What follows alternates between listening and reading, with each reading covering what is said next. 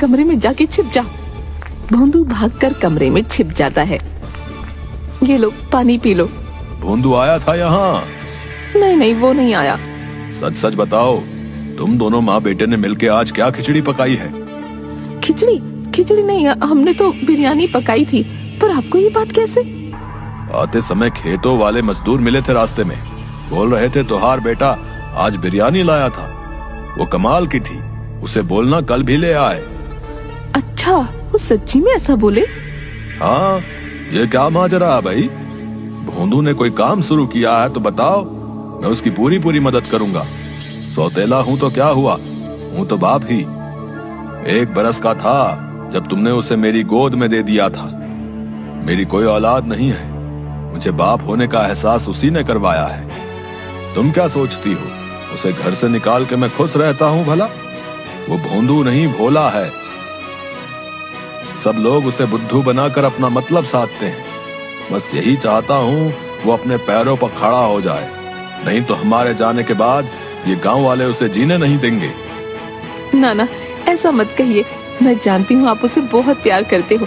कुछ हो जाए, आज तक आपने उसे कभी न छुआ। ये गांव वाले तो अपनी औलाद की गलती पर उसे मार मार कर अधमरा कर देते हैं। धत, एक ही तो लड़का है, पीटने के लिए थोड़े है। सुनो, कहाँ है वो? बुला लो। ओ तो मैं तुम्हें भी अच्छे से जानता हूँ, जहाँ छिपाया है बुला लो।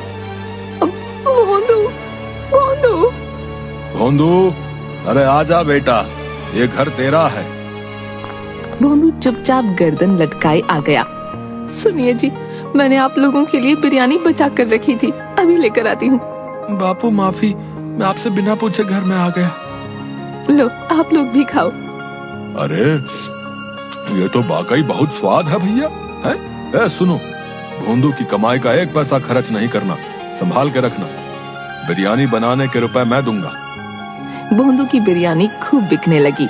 वो जितने डब्बे लाता सब बिक जाते। सारे कासगंज में भोंदू की बिरयानी चर्चित हो गई। एक दिन भोंदू बिरयानी बेचकर वापस आ रहा था, तभी कासगंज के एक बदमाश राधो ने भोंदू का रास्ता रोक लिया। भैया क्या बात है, तुम्हारी कमाई तो रोज बढ़ती जा रही है। भैया राज क्या है, ये बिरयानी कैसे बना रहे हो? हैं? कोई अलग मसाला वसाला है तो बताओ जरा। ना मैं नहीं बताऊंगा, माँ ने मना किया है। भगवान कसम भैया, मैं किसी को नहीं बताऊंगा। बताओ तो सही, क्या राज है? राज तो पतीले में है। मुझे जंगल से एक बहुत बड़ा पतीला मिला था, उसमें लाजवाब बिरयानी बनती है, कोई झंझट नहीं। अच्छा तो ये बात है, इसके पतीले का कमाल है सब। आधी रात को राधू खिड़की से भोंदू के घर की रसोई में घुस गया। अच्छा तो ये है चमत्कारी बिरयानी वाला पतीला। अरे बाबा, ये तो बहुत बड़ा है भैया, इसे बेच भी दूं तो अच्छा माल मिलेगा। ये भोंदुआ भी ना। वो एक हाथ से पतीला उठाने की कोशिश करता है, फिर दोनों हाथों से कोशिश करता है और दूर जाकर गिरता है। ये पतीला दिखने में इतना भारी तो नहीं लगता, दोबारा उठाता हूँ। उठाने पर पतीले में से एक हाथ निकलकर उसे उठाकर दूर फेंक देता है। तेरी इतनी हिम्मत? अरे बेटा, अभी बताता हूँ। दूसरी तरफ कमरे में, सुनो, भोंदू की कमाई के रुपए लेकर आओ, देखो तो कितने हो गए हैं।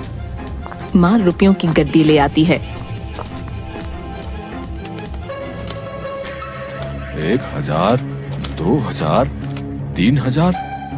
अरे आधी रात को आप क्यों हिसाब करने लग गए? सुबह कर लेना। यूं ही देख रहा था कि कितने हो गए।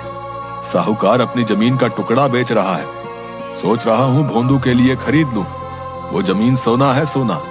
तभी रसोई से मजूर की आवाज आई। आजा।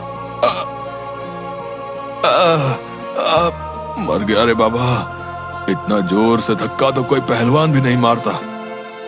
भोंदू, माँ और पिता आ जाते हैं। तुम यहाँ क्या कर रहे हो रे? देखते नहीं, चोरी करने आया है, मारो इसे। नहीं मारना नहीं। पहले ही इस पतीले ने ऐसा धक्का मारा है कि मेरी कमर ही टूट गई है।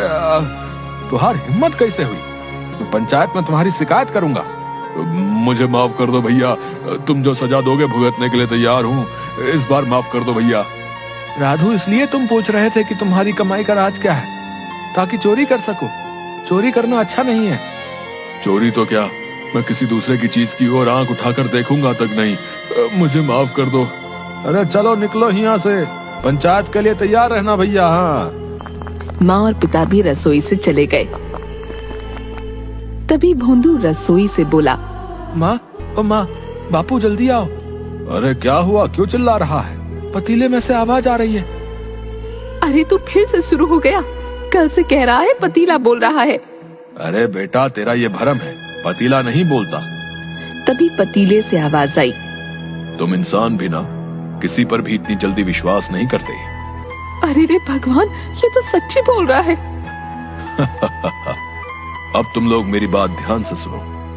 इस पतीले में चमत्कारी बिरयानी बनती है। जो भी उसे खाता है उसका कल्याण होता है। पर यह पतीला निस्वार्थ भोले इंसान को ही मिलता है। भोंदू ने कभी किसी का बुरा नहीं किया, इसलिए उसे ये पतीला मिला। बिरयानी ने अपना काम कर दिया है।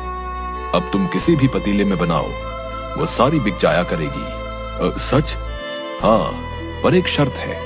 तुम लोग ये बात किसी को मत बताना, किसी का बुरा मत करना और लालच नहीं करना।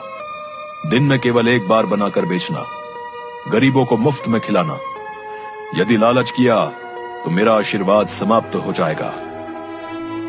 नहीं नहीं, हमें तो बस भोंदू के भविष्य की चिंता थी, वो आपने दूर कर दी। अच्छा चलो, अब मैं चलता हूँ। अब किसी और अच्छे इंसान की सहायता करनी है। पतीला जोर से घूमता हुआ धुएं में परिवर्तित होकर उड़ गया। उसकी जगह चावल के कुछ दाने थे। पिता ने चावल के दाने उठाकर कुछ भोंदू को और कुछ माँ को दिए। माँ, इन्हें घर में रखे चावलों में मिला दो।